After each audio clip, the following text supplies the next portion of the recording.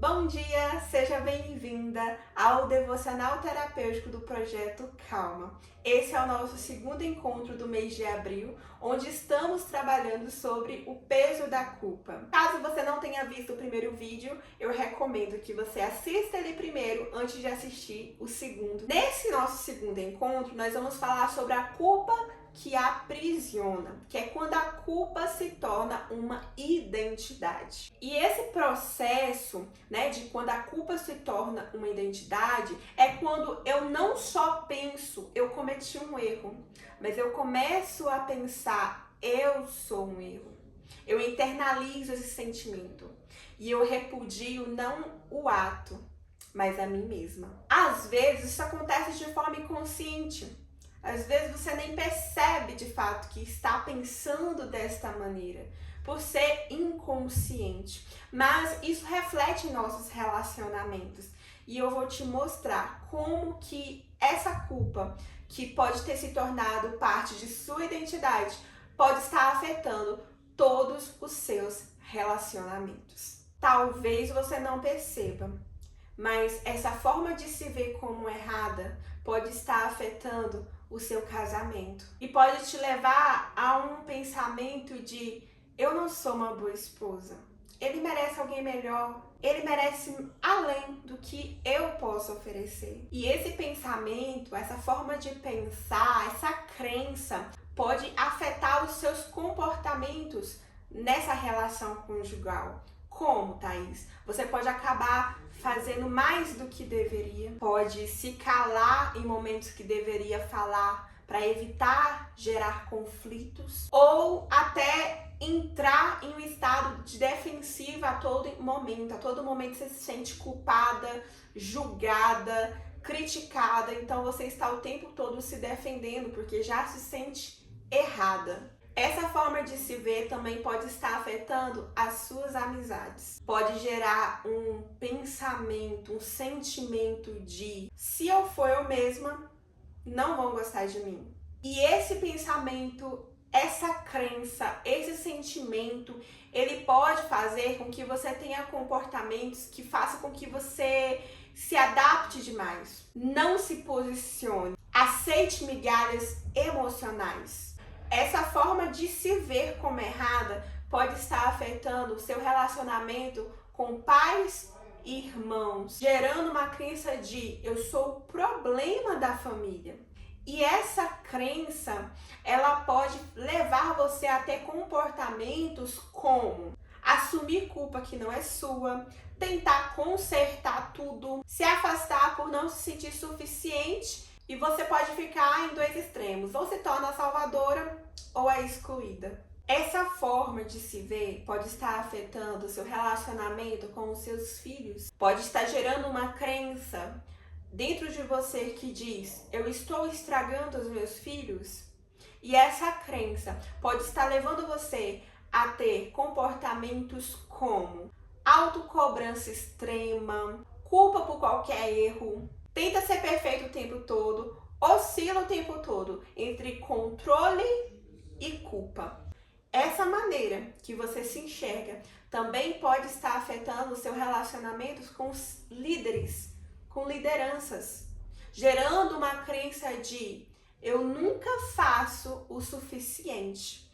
E essa crença pode estar gerando comportamentos como hiperdisponibilidade, dificuldade em dizer não, e você vive ali tentando o tempo todo provar o seu valor.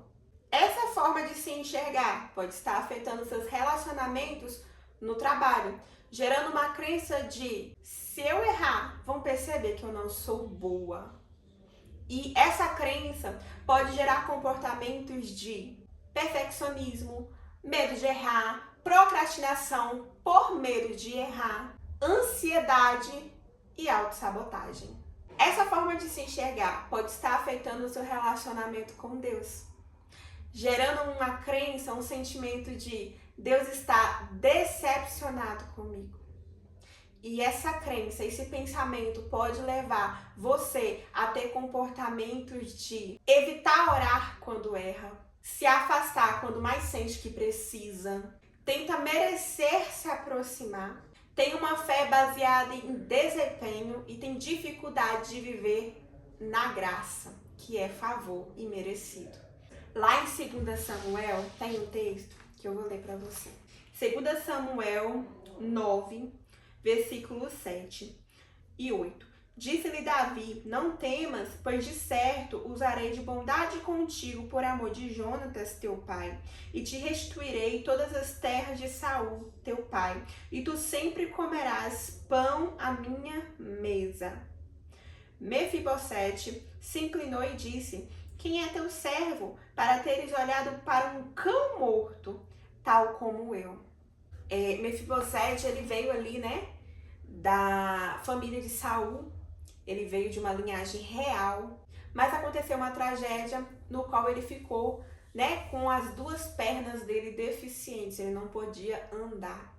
E Davi, como ele tinha feito uma aliança com Jonatas, né, de que pouparia, de que agiria de bondade para com a família ali de Jonatas por causa dessa aliança, ele foi procurar se ainda havia, né, alguém vivo, e havia Mefibosete.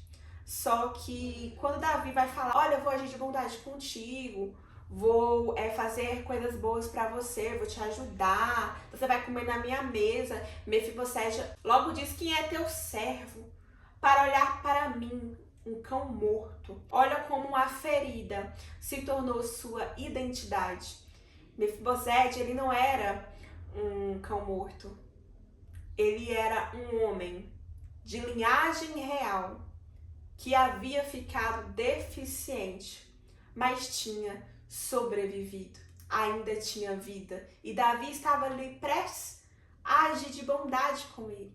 E quantas vezes você se sente mal quando alguém quer fazer algo bom por você? Quando o próprio Deus quer te abençoar? Porque a culpa, a ferida, a dor tem feito tão parte da sua identidade que você tem dificuldade de aceitar algo bom, porque você sente que não merece, você sente que merece sofrer, você sente que não merece aquela bondade que estão realmente querendo fazer por você. Este é um sinal claro de quando a ferida, de quando a dor, de quando a culpa para apenas de ser um sentimento, uma dor, e se torna parte da identidade. É quando você não olha mais aquilo que te aconteceu apenas com os olhos daquilo que aconteceu ou daquilo que você fez, mas você olha para você como se o erro fosse você, como o erro fosse a sua existência, como se o erro fosse a sua vida. E quando a culpa se torna parte da sua identidade,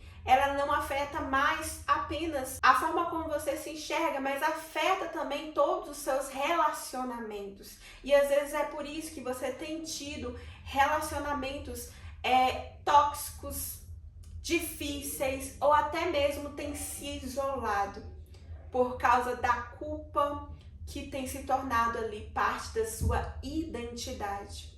Por causa da dor que você viveu, mas não conseguiu curar e tem te afetado até hoje, tem feito você carregar essa culpa até hoje e às vezes de forma inconsciente. Essa culpa tem alimentado relacionamentos saudáveis ou exaustivos? Ou quem sabe ela não tem te impedido de se relacionar com outras pessoas? A mini prática dessa semana é: mude os seus diálogos internos. Durante essa semana, você vai observar o que você tem pensado acerca de si mesma quando você erra e vai mudar esse diálogo dentro de você.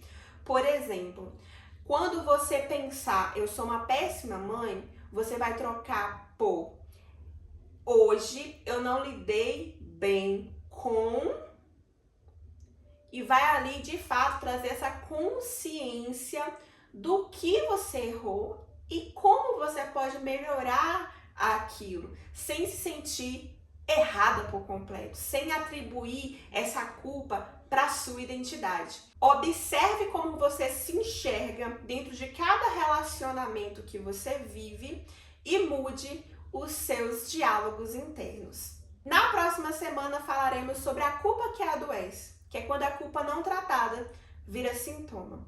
Espero você lá e que Deus te abençoe. Se esse devocional falou com você, compartilhe com outra mulher que também precisa começar a sua semana com mais leveza. E se você chegou até aqui, comente. Sou calma, para eu saber quem está vivendo essa jornada junto comigo. Agora, se você sente que precisa ir além e se aprofundar em padrões que vêm se repetindo e ressignificar aquilo que tem pesado até hoje em sua vida, o link da minha bio está disponível e aguardando por você. Me mande uma mensagem e vamos agendar a sua primeira terapia. Eu estou aqui te aguardando para poder te auxiliar em seu processo. Porque não é a segunda que é pesada, é porque ela precisa começar com calma. Te aguardo na próxima segunda às 8 horas.